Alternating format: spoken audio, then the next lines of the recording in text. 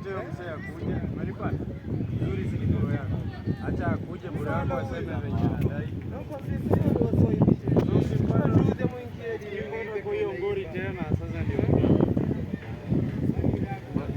Nisikie vibaya sana man. Nisikie vibaya sana man. Yaani uma ndio leo msaka. Unakwambia wewe. Ndio vizuri sana. Niko Mobanya. Na Waroko ndio mtaa. Bwana mchana kwa sui man. Hata nikachukua ubi.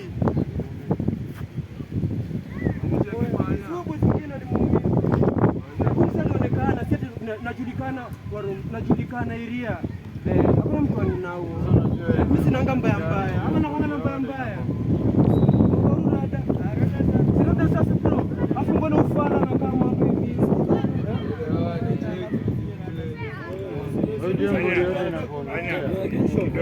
Mimi nataka tenje bro. Nataka tenje bro. Fanya hivi.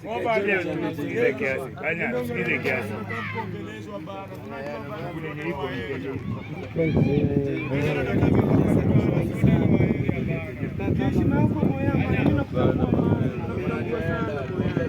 Na mamuri wangu hapa na watambua mara zote. Mimi nawatambua. Lakini mbona ufala hivi?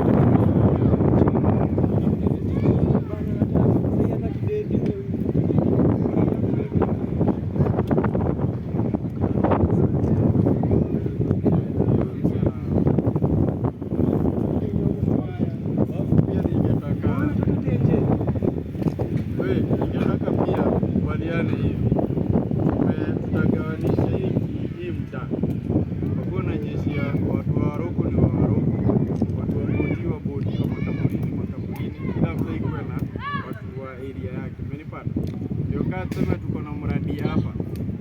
Wase hapa hata wanafaidika isipo miradi zote zinaenda kwa wase.